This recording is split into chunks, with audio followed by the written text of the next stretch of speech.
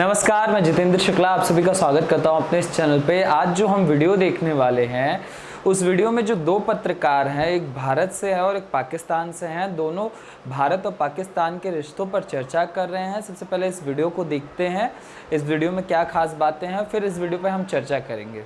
लोग बार बार एलिगेशन। अब बताए कबूतर का क्या काम। जो लोग कबूतर पालते हैं, जिनका काम ही होता है कबूतर पालना, बहुत से लोगों को मैंने देखा है, तो वो तो उनको कलर भी करते हैं, उन पे नंबर भी लगाते हैं। वो अगर उड़ के उधर से उधर चला जाएगा, क्योंकि उनको तो बॉर्डर का नहीं पता ना कि जी मैं दूसरी कंट्री में जा रहा हूँ, तो आप कहेंगे कि जी हमने जासूस भेज दिया। अब कबूतर से कैसे कोई जासूसी कर सकता है? ऐसे ही आप लोग अभी टिड्डियों का नाम लेके शुरू हो जाते हैं और उसी पे पूरी डिबेट उसी के ऊपर चल जाती है।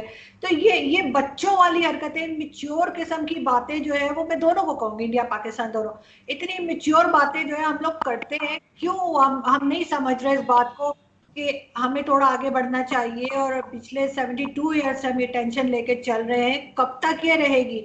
लेकिन मैं नहीं देखती कि आप लोगों को कोई इंटरेस्ट हो। आप लोग अपनी जो फेलियर्स हैं अपनी कंट्री के, वो छुपाने के लिए पाकिस्तान का जो इशू है वो लेके आ जाते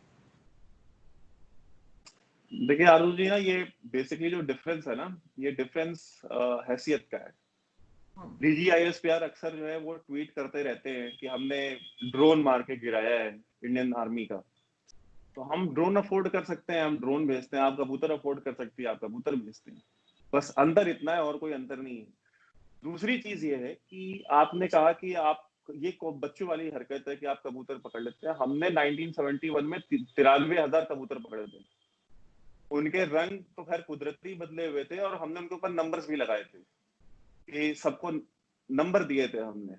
और उनके जो हेड कबूतर था, उस हेड कबूतर को तो हमने दिल्ली में बिठा करके उसको ब्लैक लेबल भी पिलाई थी। बिकॉज पाकिस्तान आर्मी की जनरल, जाहिर सी बात है, थोड़े शौकीन किस्म के होते हैं इन चीजों के। पाकिस्तान में तो खैर सबको इस्लामाइज कर रहे हैं, बट खुद तो उनको ब्लैक लेवल ब्लू लेवल के नीचे वो बात नहीं करते हैं। आप चले जाए आर्मी गैरिसन में, जियाउल हक ने जब ये नया रिवाज शुरू किया था कि भाई गैरिसन से जो है कि शराब हटा दो, विस्की हटा दो और ये सब कुछ हटा दो, तो उन्होंने हटा दिया। बट जियाउल हक साहब के बाद जब मुशर्रफ साहब आए तो उन्होंने इसको रीइंस्टॉल भी कराया था।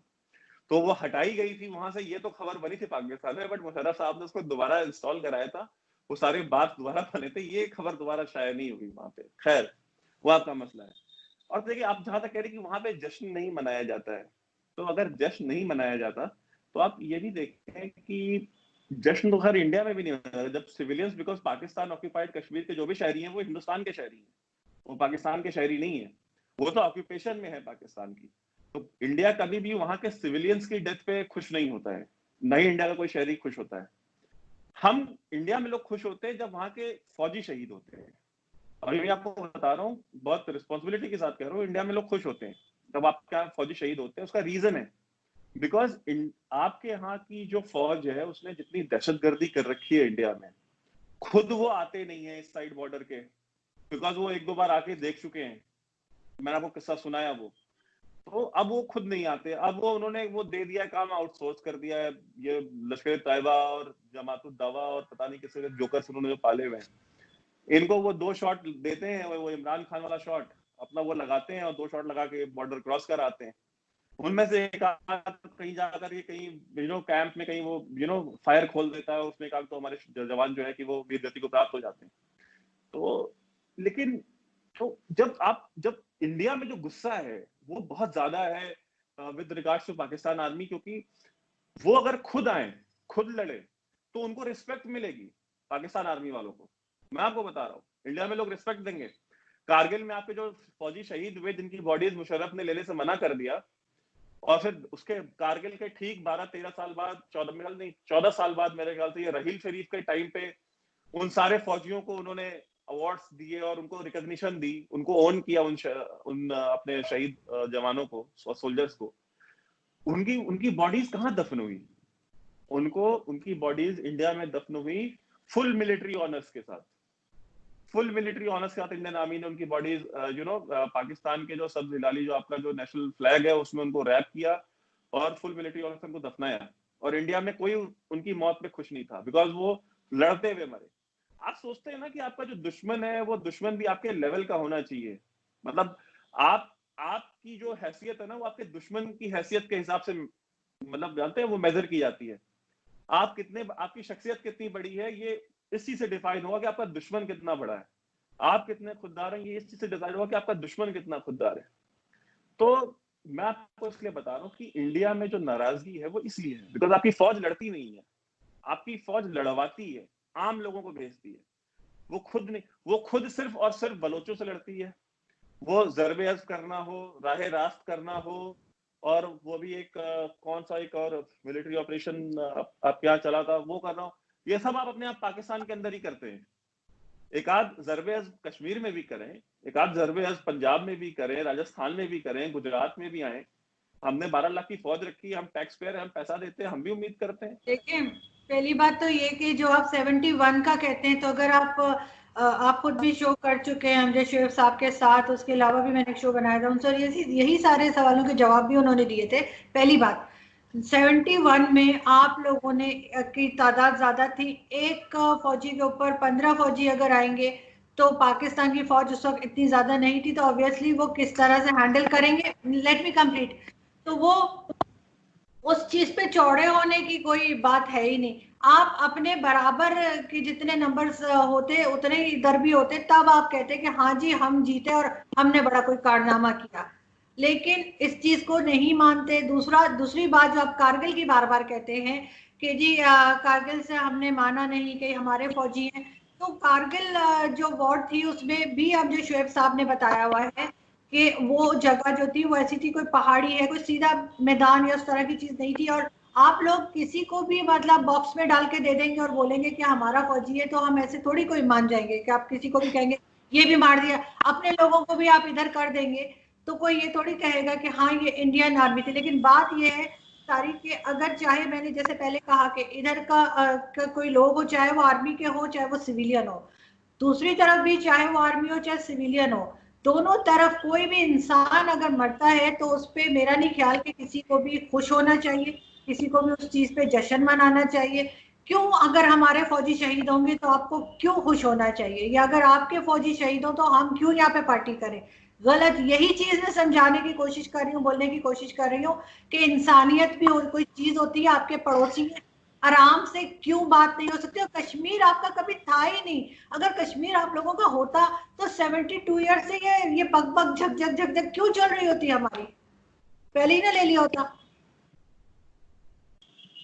और कश्मीरियों जी, से तो पूछे वो क्या चाहते हैं, मैं कश्मीर तो आप बीच में इन्वॉल्व ही नहीं करते। आप सिर्फ उस जमीन उस लैंड की बात करते हैं, आप कश्मीरियों की बात ही नहीं करते। अब आप बोलेंगे हमारे ठीक पास है। वो कश्मीरी नहीं, हमने पंजाबी बसाए में, वो एज यूजुअल आप लोग यही जवाब देते हैं। जी, अच्छा देखिए, मैं आपको कुछ चीजें बताता हूँ। आप कहते हैं कि आप अमजद शोएब साहब ये कहते हैं, अमजद शोएब साहब वो कहते हैं। अमजद शोएब साहब कोई खुदा तो नहीं है। अमजद साहब जो कहते हैं वो सब कुछ सच ही बोलते हैं, सच के सिवा कुछ और नहीं बोलते। अमजद साहब जो कहते हैं वो तो कहते हैं, जरा मुशर्रफ की किताब तो पढ़े।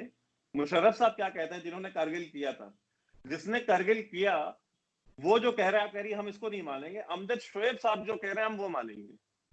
जरा उनसे पढ़े ना, in the line of fire. अब वो उनकी आप बुक पढ़े, उसमें उन्होंने देखा उन्होंने क्या लिखा है। उन्होंने कहा कि हमने करगिल में तो हमने इंडिया के छक्के छुड़ा दिए थे, और हमारे फौजी जो है वो नॉर्दर्न लाइट इन्फेंट्री के वो जाकर के कारगिल की पहाड़ियों पे बैठ गए थे, और we had grabbed India by the neck, और पता नहीं क्या क्या बढ़ के उन्होंने मारी है उस किताब में।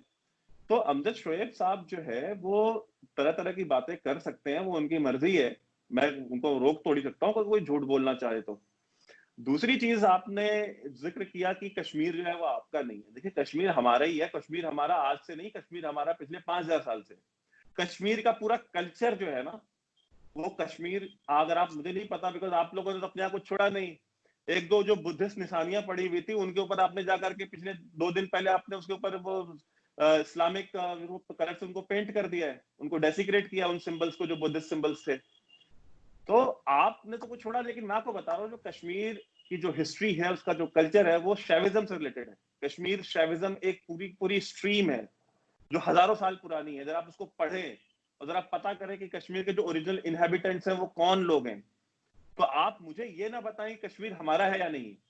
जो लोग खुद की हिस्ट्री अरबों से और तुर्कों से जोड़ते हैं, आपका प्राइम मिनिस्टर कहता है कि असली इस्लामिक हिस्ट्री जाननी हो तो एर्तुगरुल देखो, और ट्वीट करता है इतना फारिग मतलब खुदा की कसम इतना फारिग प्राइम मिनिस्टर वजीर आजम तो दुनिया में नहीं होगा जो अपनी आवाम, जो कोरोना चल रहा हो, अपनी आवाम मर रही हो, IMF के पास से कर्ज लेकर के, सऊदी अरेबिया से कर्ज लेके मुल्क में दाने चल रहे हो, और वो मुल्क को ये ट्वीट करके बताता है कि एर्तुगरुल देखो ये असली जो है इस्लामिक हिस्ट्री है। आप बताएं मुझे, आपके यहाँ तो ये हालत है कि वो वजीर आजम ये कहता है, आपके यहाँ का जो वजीर कानून है, जो क्या नाम है उसका, फरोग नसीम, आई गेस यही नाम है उसका, जी जी, उसको ये कहता है कि अब सुप्रीम कोर्ट के जज काजी फायज ईसा के खिलाफ रेफरेंस दायर करो एज अ लॉ मिनिस्टर। वो एज अ लॉ मिनिस्टर उसके खिलाफ रेफरेंस दायर करता है, फिर उसे कहता है तुम रिजाइन दो और एज अ लॉयर जाकर के उसके खिलाफ केस लड़ो। मतलब ये दुनिया में किस किस्म की आपके यहाँ पे हुकूमत चल रही है, मुझे नहीं समझ में आता।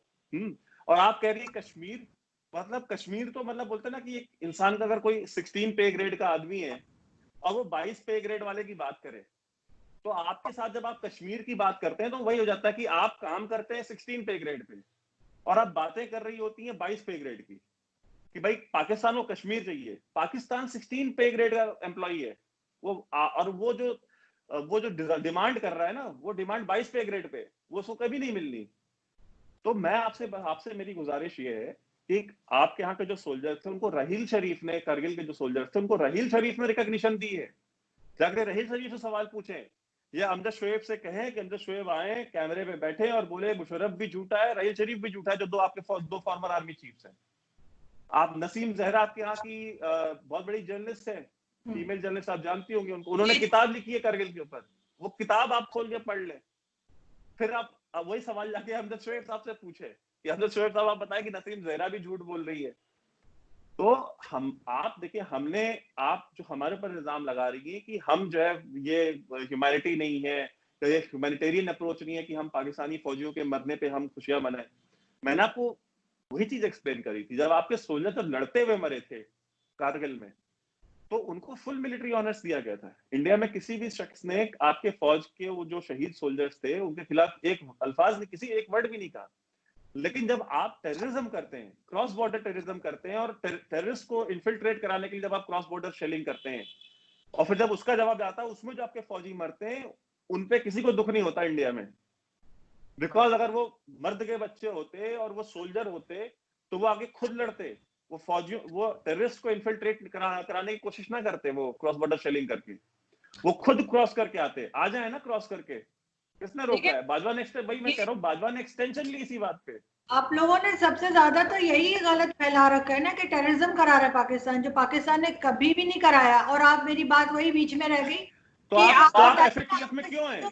आप कश्मीरियों से क्यों अगर नहीं आपने कभी टेररिज्म नहीं कराया, तो आप FATF की ग्रे लिस्ट में क्यों हैं?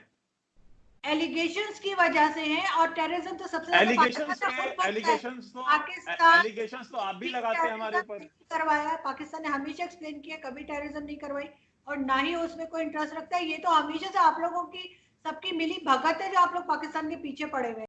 अच्छा, जैसा हमने ये वीडियो को देखा, इस वीडियो को देखने के बाद एक चीज़ समझ आती है, पाकिस्तान एक मतलब अगर आप झूठों की बात करेंगे ना, तो पाकिस्तान का नाम जो है वो सबसे ऊपर वाले लिस्ट में होगा।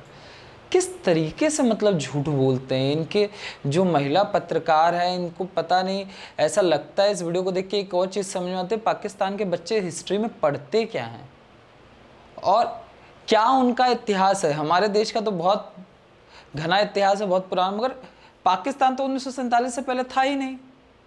तो पाकिस्तान, ये चीज़ अगर आप में से किसी व्यूअर को पता हो तो हमें कमेंट सेक्शन में ज़रूर बताना कि भैया अगर कोई पाकिस्तान से, तो बताइए कि पाकिस्तान अपनी हिस्ट्री में क्या पढ़ता है, जो हिस्ट्री का उसका सब्जेक्ट है।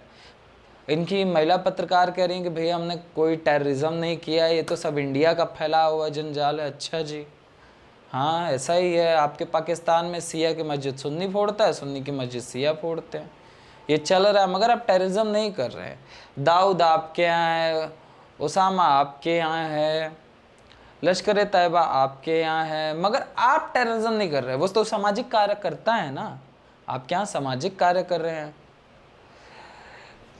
कई बार ना हंसी आती है इन सब चीज़ों को देखकर, और ये अपने आप को पत्रकार कहती हैं। जब हमारे भारतीय पत्रकार इनसे जब पूछते हैं कि आपने कभी उस किताब को पढ़ा है, जो आपके आर्मी चीफ दो रहे हैं जिन्होंने लिखा है उस किताब को भी पढ़ लीजिए, तो उनके पास कोई जवाब नहीं है उस चीज़ का, ये सिर्फ घुमाना जानते हैं।